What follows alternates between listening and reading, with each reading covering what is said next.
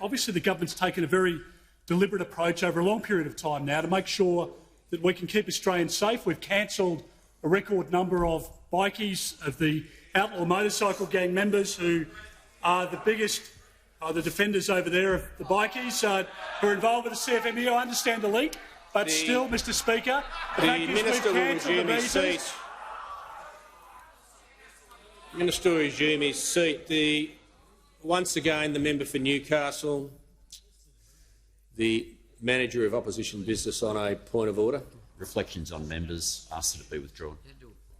Yes, I just say that is a reflection on members, and the Minister needs to withdraw, which you can do now. I just want the Minister to resume his seat now for a second. I said earlier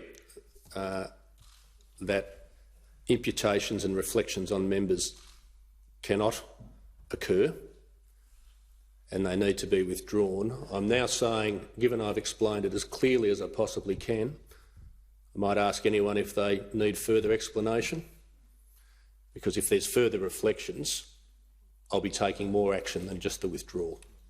I regard it as deliberate defiance. The Minister. And I should apologise to the CFMEU as well, Mr Speaker, for any offence that I've caused them, of course. Mr Speaker, the reality is, Mr Speaker, that we have cancelled record numbers of visas of criminals in our country that have committed offences against Australians. Mr Speaker, we've done that because we have the judgement to keep Australians safe. And when you look at the decisions that have been made by those opposite over a long period of time by this Leader of the Opposition, he doesn't have good judgement, Mr Speaker. That is very clear. It's clear that he doesn't have good judgement. He's opposed for a long time the visa cancellation process that we've had in place. He has opposed for the last 3 years, Mr Speaker, the position that we took. We took consistently to introduce minimum mandatory sentencing for sex offenders, Mr Speaker, and yet he folded this week at the 11th hour. And, Mr Speaker, he's had shocking judgment when it comes to the very important issue of keeping Australians safe by keeping our borders secure. The Leader of the Opposition has stood against Operation Sovereign Borders and the elements to that policy which have stopped people drowning at sea, Mr Speaker. He has no judgment at all.